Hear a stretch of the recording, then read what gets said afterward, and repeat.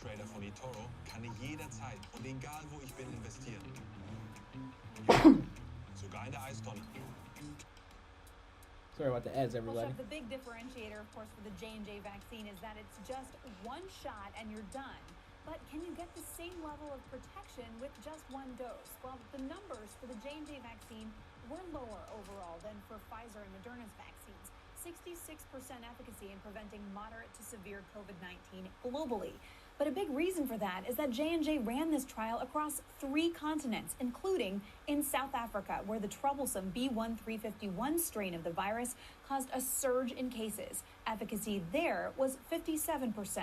But against severe disease, which puts people in the hospital with COVID, the vaccine protected with 85% efficacy across all regions. Now, J&J's chief scientific officer, Dr. Paul Stoffels, notes the previous vaccine trials were run months ago under much different circumstances. We are in a totally different time at the moment with variants and huge transmission. And the real world evidence we have generated in the world with the data I just talked to you about, with the high protection, is very significant for public health. Now, in addition to being just one shot, the J&J vaccine can be stored for at least 3 months in the fridge, which makes it simpler to distribute than the 2-dose Moderna and Pfizer vaccines, which, of course, have to be kept frozen. Now, the United States has ordered 100 million doses from J&J, which the company plans to deliver by June, Shep. Meg, you've been reporting on a push by Moderna to get more vaccine out, and I understand there's a little breaking news here. That's right. Tonight, I've learned that Moderna has asked the FDA to allow it to put more vaccine in each of its vials, 15 doses instead of 10, in order to alleviate a bottleneck in the manufacturing process. Now, it's not that the vials themselves that are in short supply. It's the so-called fill-finish manufacturing capacity. This is according to a person familiar with the plans. And Shep, we're already seeing companies partnering to do this work. Swiss drug giant Novartis today agreed to fill vials for BioNTech, who is, of course, Pfizer's partner. So anything getting done to speed up supply. Shep. Shepard Smith here. Thanks for watching CNBC on YouTube. Here we go. Here's a big story coming up.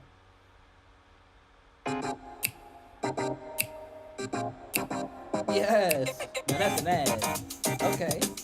Let's go. Let's go.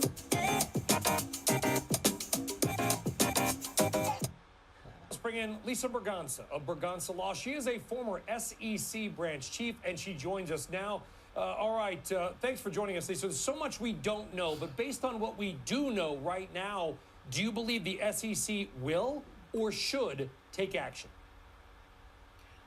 Well, I think the SEC should do something.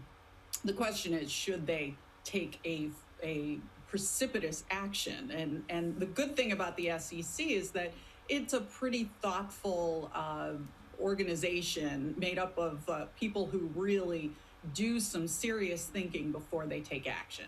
So they can do a number of things.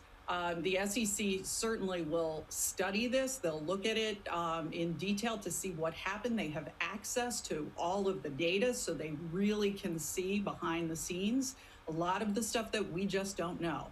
The other thing they can do is, based on what they find, they can determine whether any of the laws have been broken. And in those cases, they can bring cases now for market manipulation. So I think there'll be a lot. Okay, of back in 99, Lisa. Okay, we had the Yahoo message boards. We had people pumping stocks, but what they were doing was creating fake research reports, publishing stuff that just wasn't true. People believed it. They would buy stocks, many of whom those companies no longer exist. In your experience, is there anything wrong or illegal about a bunch of people on the same message board on Reddit simply saying, you know what? Let's go after this stock because look at the idiots in the hedge fund side did. It's ripe for the picking. Let's go, go, go. Is that wrong? That's what I love about this situation. Your usual, market manipulation is a bunch of guys getting out there, pumping up the stock, and then selling it and pocketing the profits. Let's go. Here we have true believers. Let's we go. have people who have America. political issues, who see that there are problems in our markets. And they responded. They put their own money on the line to make a statement, many of them. And that's pretty darn impressive. So I don't see bringing cases against them. They definitely have statements out there on their channel saying, you know, we want to move this stock price up. I mean, that's evidence of manipulation. Of course they do. That's what anybody does. Well, no, is it manipulation if it's a bunch of people all saying we have the same idea? You've got online boards, you've got things like other platforms and blogs on the web that basically say, let's do this. And how might that differ from a bunch of hedge fund guys going out for a couple bottles of red wine and, quote, sharing ideas? That's not okay. Yeah, I mean, beyond the antitrust problems there, that's collective action. And if the SEC, had a little recording going there and they heard that, or if they got testimony about those hedge fund guys talking, then that would be a market manipulation. So the question here is whether these guys publicly just making statements on this message board, they're not behind closed doors. They're not secretly sending signal messages to each other. They are out there. They are just saying this. And, whether that could possibly be some kind of a collective action. I mean, it is a collection of a bunch of actions, but it's not collective action.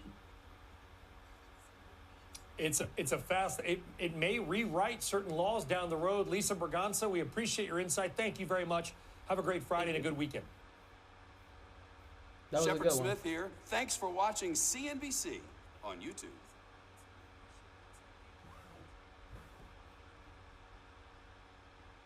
With a breathable, glove-like upper, a pace-pushing carbon plate, softer, lighter foam for an Well, overall, the market on edge today. The Dow falling 620 points to close out its worst week since October.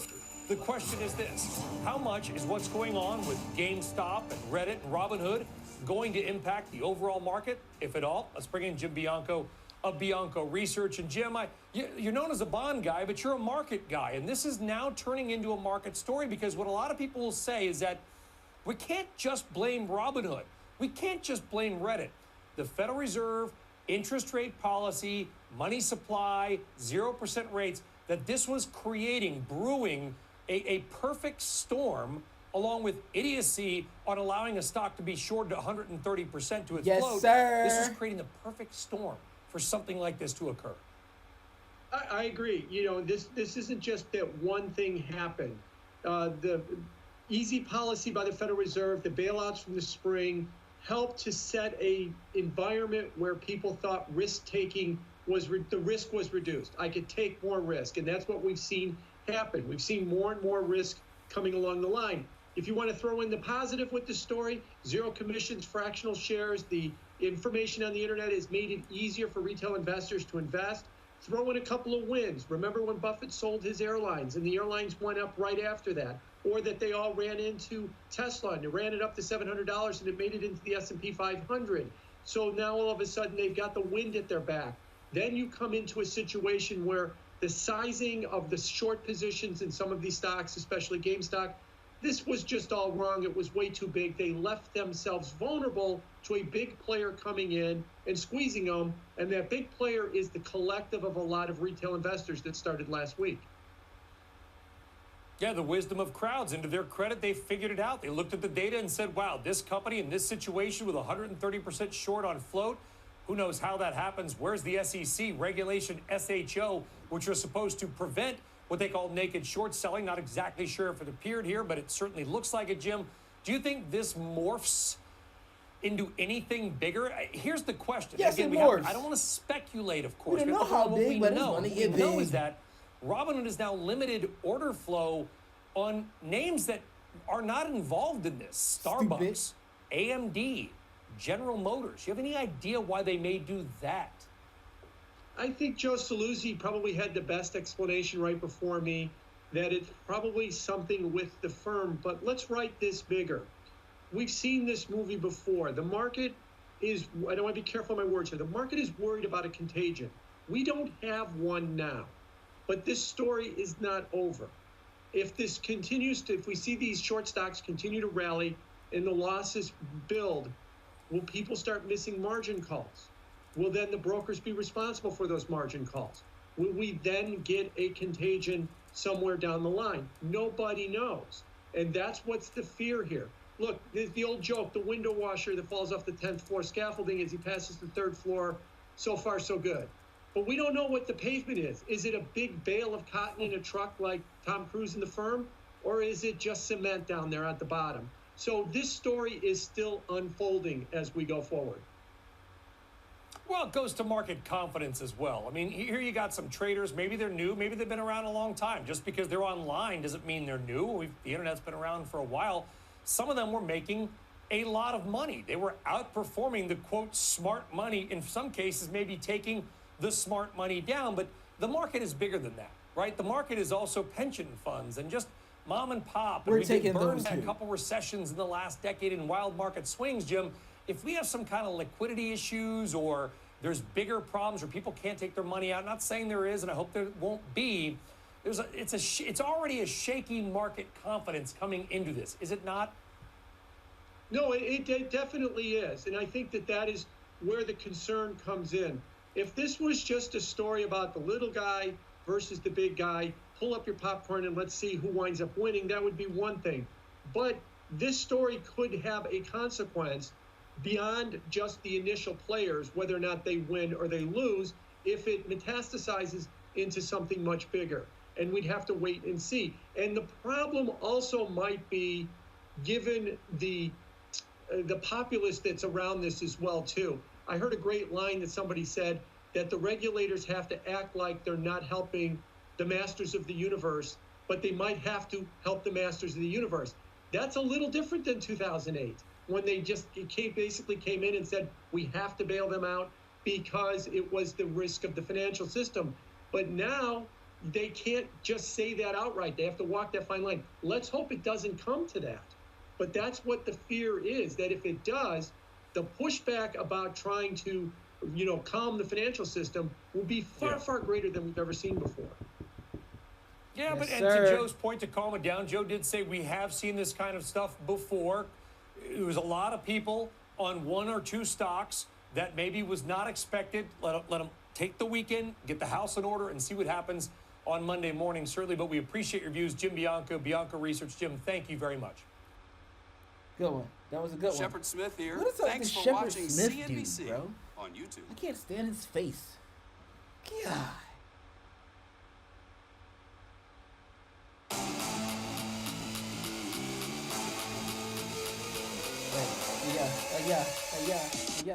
Yeah. Now let's bring in another voice, Joe Salusi from Themis Trading, man who knows more about order flow and markets than pretty much anybody out there. Joe, welcome. And I want to be very careful with this story, okay? And you understand why. We're talking about one share available to purchase on Robinhood, which is also a broker and has capital requirements. When you see a big platform like a Robinhood make this rather extreme move, what might it possibly tell us about what's going on behind the scenes? Well, hey, Brian, great talking to you. It's been a while, right? But I think it's clearly, obviously, everybody knows that there's issues here. They have problems. I think what Kate just pointed out about the self-clearing is very interesting. You don't find many retail brokers who are self-clearing. That obviously adds a whole level of risk and capital requirements. It doesn't mean they can't get out of this. It means they need to seem to settle their books. And I think the bigger issue for them is when it comes to public relations. This is not a good look. They're obviously very irate customers. I've seen them all on Twitter complaining. But, I mean, what they're trying to do is save their firm, it seems like. They're trying to make sure that they're in regulatory compliance, and they're also making sure that they have enough capital. And again, I want to be careful on this, but just from a PR perspective, maybe I'm not going to ask you to dive into the financials because we don't know. We don't know them, except that they did raise capital last night. They went on the air and said basically they didn't need to, and then they did, but that they were doing it in a proactive way. Do you think Robinhood, as a platform, is at risk? I don't know. Like you said, I don't know what's inside there. I do know they have a PR problem. And what I do also know is this is not new. Okay, what's been going on at Robinhood? Last year, if you remember, they got a $65 million fine for the way they're routing orders. Mm-hmm. And we've taken exception with that many times over the years about the entire payment for order flow system. That in itself, we think, is the crux of the problem of what's been going on over the last week. Yes, and without getting too much in the weeds, Joe, this is a big issue. And we're realizing now that Robinhood, which says, okay, we're for the little guy and we're going to be free. You have to ask yourself, how is it free? It's not free. It's not. They're being paid when we place orders on Robinhood. They're being paid largely by Citadel Securities or others who buy that order flow from them. Let's what go. we've learned about Robinhood is that Tell the truth. they may be for the little guy or say they are, but they are not the little guy. There are billions of dollars on both sides of this, is there not? Yes, and by the way, they're obviously not the only retail firm, accepting payment for order flow from the market makers for those orders. But what's interesting about Robinhood, by the way, is as far as I can tell, based on their FINRA filings, they're not a member of any stock exchange. They only route orders to market makers, so they need those market makers to accept the flow from their clients. Market makers, of course, will say that they're offering price improvement, and they're also going to pay for that flow. But we think the problem with payment for order flow, and again, this is not just Robinhood, it distorts the order routing process. It takes that order, that retail order, which should be interacting with the diverse pool of other orders in the market, institutional, pension funds, and so on, and it intercepts them at the market maker level. Those orders never see the light of day. They never go to a stock exchange. Market makers take them and then basically can model other behavior, which is the reason why they pay for it. They model the behavior of the market, not just necessarily that trader. But that distorts pricing, in our opinion. The true price discovery process is when you get all of those orders interacting in a diverse environment and they work with each other. So payment for order flow is a distortive price process. Robinhood and other retail firms figured out a way to say, hey, we'll take that money. Hey, we're going to offer 0 commissions for you guys. It's free. But they've made hundreds of millions of dollars last year in payment for order flow. And that's their business model. But if you don't understand that, you have to read into their filings. Now, whether or not that affects your trading, they do offer price improvement to market makers. They will tell you that. We offer price improvement. But at what cost? How far is the spread? What's going on? There's all sorts of other questions that we don't want to get into the deep weeds right now. Yeah.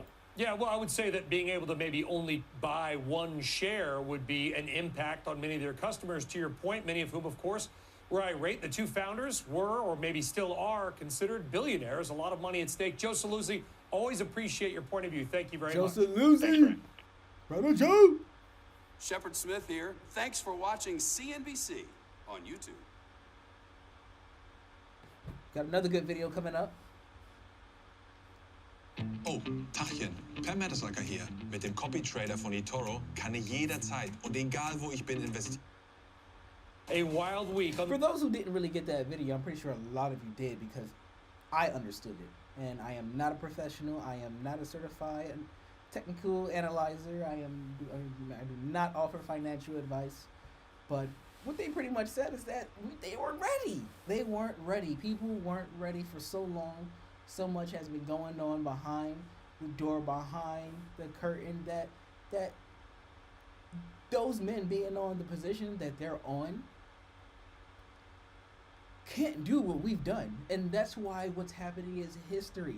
Because by law, they can't get together and try to manipulate the market. But us, as long as we put it out there in the public ledger, which is why I'm so interested, which is why I'm back in Bitcoin 100%, because it's the same thing. As long as the public knows that we don't need you to establish value for us. As long as it's out there for everyone to see the truth, then we're good. There's no reason why any of these companies should be shorting any kind of great American company, especially something like AMC, because AMC belongs to be all over the world. Everyone in the world should be able to walk into a theater and get some popcorn, some cotton candy, a slushie, a hot dog, some nachos, kick their feet back up in the recliner, and watch a good movie. Everybody in the world should be able to go to Disneyland. Everybody in the world should be able to do anything they want. It's a free world. We've established a free market. Unfortunately, not all of the world is free, but we, as Americans, have made it possible. It's out there. If you can't take it away, let's move forward. Free to dreams, and we are going to dive deep into the specifics of this crazy week for stocks. Crazy week. But let us start macro and the big sell-off for your money. The S&P 500 tumbling just under 2% today. The Dow down more than 2%. Today was the first time The Dow has lost more than 2% on a Friday since all the way back in early June of last year. And overall, this was the worst week for the markets since October. Many of the biggest of the big getting just a little bit smaller today. Investors selling what's saleable, maybe to raise cash. Apple losing nearly 4% today, down more than 5% this week. Tesla, Microsoft, Facebook, and others also getting sold off. Perhaps the reason? Smaller traders banding together online, bidding up some of the stocks that big hedge funds are betting will fall. And though this is largely being sold as the little guy taking down big, so there is, of course, some of that, but like most stories, it is not quite that simple, because it appears what began as this Reddit rebellion against a few highly shorted stocks now might be infecting other more macro parts of the market that mom and pop are invested in and wondering what the heck is going on. That's a great way to put it, because if you look at it, we're talking about a handful of stocks with high short interest, and the rest of the market has fallen out of bed. But think about how many people own stocks. Think about the pension funds. Think about the teachers' pension funds. Think about police officers. Think about firemen. Think about the average Joes out there, who I consider myself an average Joe. I just happen to be in the market. Think about all those people that have their money, that aren't on Wall Street, that aren't making money at a big bank, that are making money in an institution, not a Wall Street institution. They own stocks too. So I have to figure that their pension funds and the way that they are in the market, whether it's a mutual fund or a pension fund, is not top heavy in GameStop, is not top heavy in AMC. So this is the average person in America that is probably taking the majority of the brunt of this hit, when we see a handful of names create margin calls. Or think about this, Brian. If you're a short seller, right? So a hedge fund has shorts, they have longs, and they're hedged. So if you have to take down your short, then you have to sell your long. If you're selling your long, it could be Apple, it could be Facebook, it could be Microsoft, it could be any one of those bulge bracket names, because go ahead, Brian. No, and again, I'll go back to you, Steve, before we go to Barbara. That's how this is playing out in the broader market. This is why it matters. It began as sort of a curious little corner of the market where we're looking at GameStop and AMC and even Blockbuster and BlackBerry and Nokia and these stocks. But to your point, and sort of explain it, Steve, since you are an average Joe, in an average Joe way, which is, if you're whacking the hedge funds, which, by the way, nobody's feeling sorry for, because they all stupidly piled into the same stocks, it appears, with 130% short float margin on at least GameStop, if not others. But now, to raise money, they may be forced to sell what they can. And also, Steve, I want you to comment on this, and we got to be very careful of how we frame this. Robinhood started limiting orders on a couple of stocks. As we just heard, they're limiting purchases to one share. One share. I mean, what a joke. On AMD, Starbucks, and others. It is not just these heavily shorted names. This is starting to bubble up as a bigger market story, and one wonders where it goes. To the moon. Yeah, I'm not a fan of regulation when it comes to restricting any of this stuff. Baby. I don't think they did anything wrong. They used the markets, and the markets are a speculation process, right? If I buy a stock, I think it's going up. It doesn't matter my reason why I think it's going up. I'm speculative. So I don't think there's a real fix that we can look at, Brian, but to regulate whether you're getting in or getting out of these, that's Pandora's box, and you better hope we don't open that up right now. So I'm not a fan of the regulation, but I do see you bring up a great point that the average person is getting hit by their holdings. When Apple goes from 144 to 130, every pension fund, every mutual fund owns Apple. Forget about the hedge funds. All of those own it, and the average Joe gets hurt. Okay, but Barbara Ann, okay, this is, and I agree with, obviously, with what Steve was talking about, but I want to sort of continue this in the broader market story. And again, need to be very careful here, because last night we had Robinhood's CEO coming on CNBC and others saying we're fine. Then they go out and they raise capital, a couple $100 million or maybe $1 billion. And they say they don't need it, just sort of a safety net. Now you've got them limiting order flow on more than 50 stocks. Let's be clear. If this was E-Trade or Schwab or TD or others saying you can only buy one share, but don't worry, we're open, how do you think, Barbara Ann, the market would react? So I agree with Steve. I don't think regulation is right or the answer. They clearly did need capital, or they wouldn't have raised $1 billion overnight.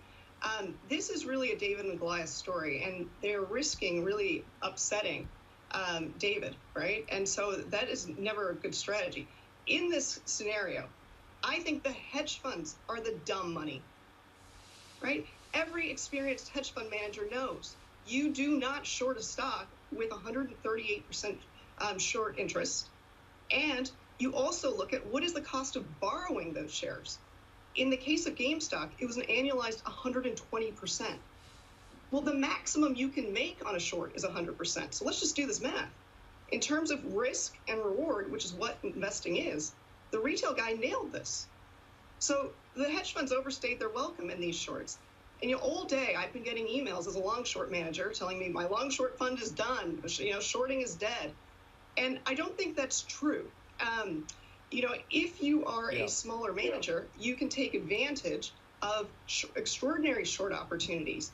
And you find those all the time in companies with, that I call debt denial and disruption, with reasonable costs of borrow and short interest. And those are extraordinary alpha opportunities. Our shorts are up for the year.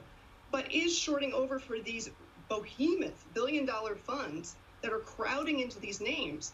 Well, yeah, maybe.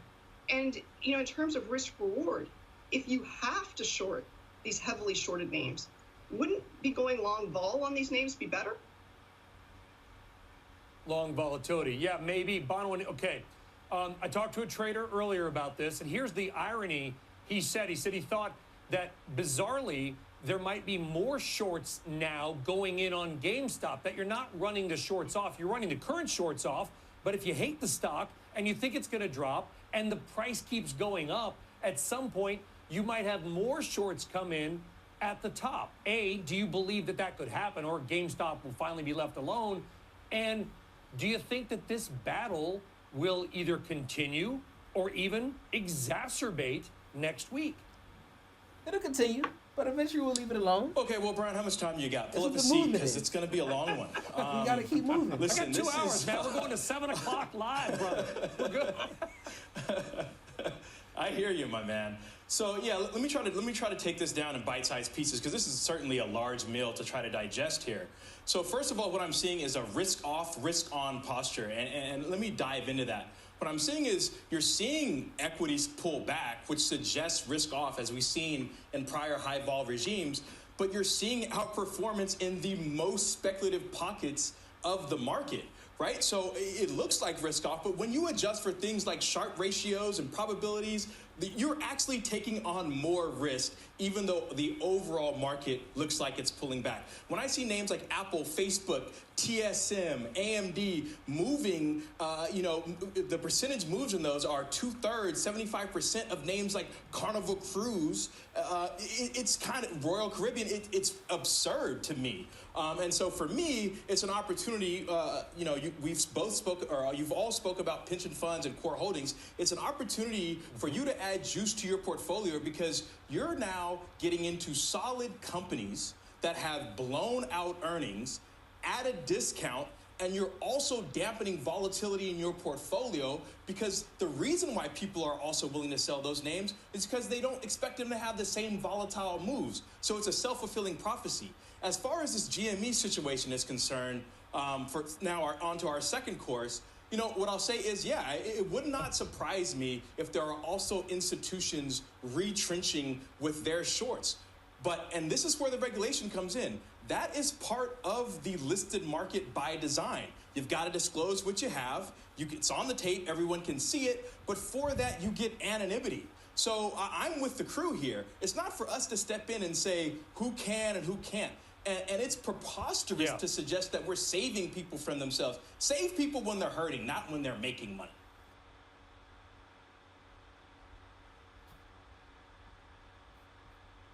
What do you guys think about Tilray? Tilray's a company I've been following for about a year.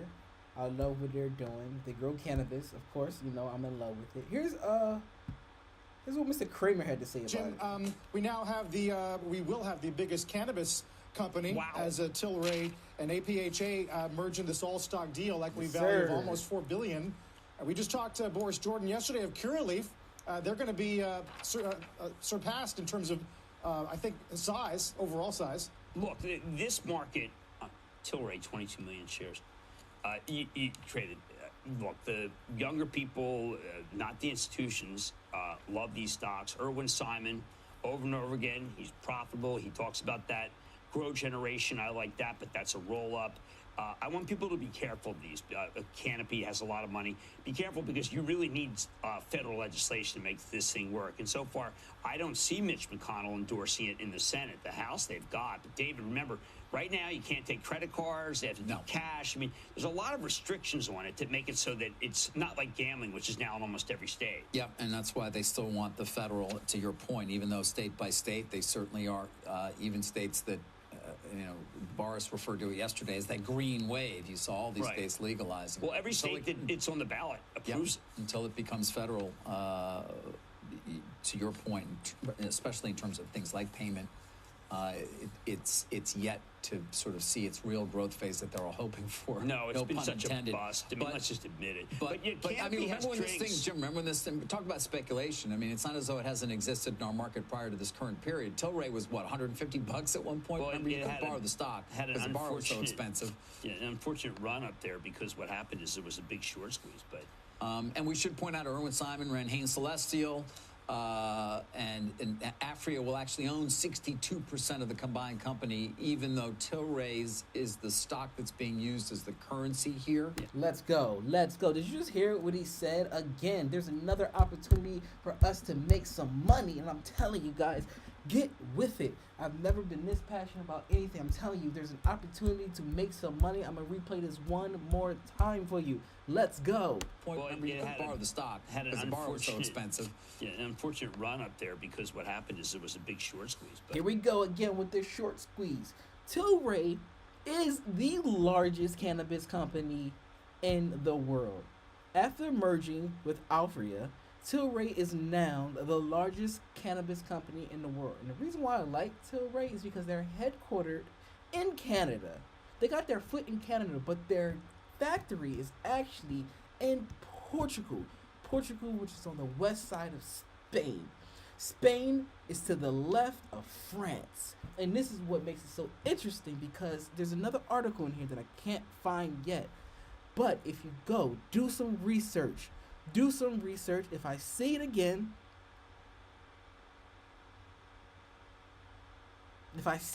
I will let you know what's going on. But do some research because France, the government of France, now wants to use Tilray medicinal products. Tilray medicinal products inside of their medical research labs. This is crazy. This is one of the craziest things I've ever seen. If you know anything about the hustle, if you know anything about a street, if you know anything about your weed man, this is what you know. That there's always a person who grows, the plug, the connect, the middleman, and the dealer. What Tilray has done is incredible. I find it incredible because the stock went from 120 down to $2 during the pandemic. $2, incredibly short squeeze, and now the stock is back up to $19, and no one's talking about that. Medical marijuana is being used in the United States. So is video games. So is Bed Bath & Beyond products. So are Nokia phones. But no one's talking about that because what we've done, we sent it to the moon. We sent it to the moon. Tilray is a good company. when people are enlightened, when time goes on, this is going to be a stock to look out for. I hope they can keep it together. I know they can. I know they can. Because there's always a demand for this supply. Always. That's my rant. I'm going to let y'all have the music. And I'm going to let Vader take over. Enjoy. Aha.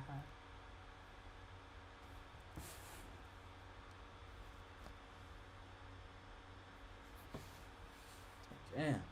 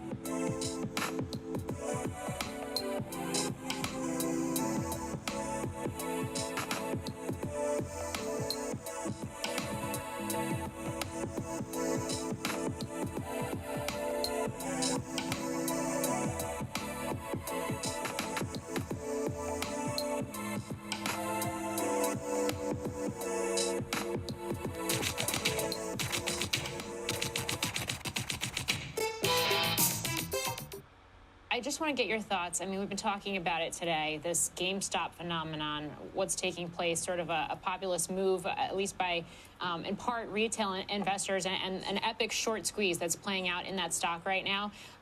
It was only a couple years ago that we saw something similar, maybe not exactly the same or as public in terms of the Reddit threads, but something kind of similar play out in Tilray's stock. How do you see this? What would you say to, say, the CEOs of GameStop right now? I've had a little bit of PTSD over the last couple of days.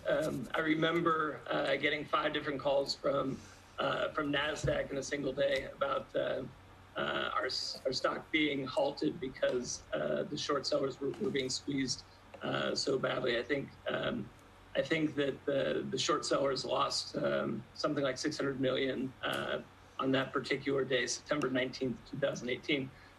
Which actually pales in comparison to what I've been reading about GameStop.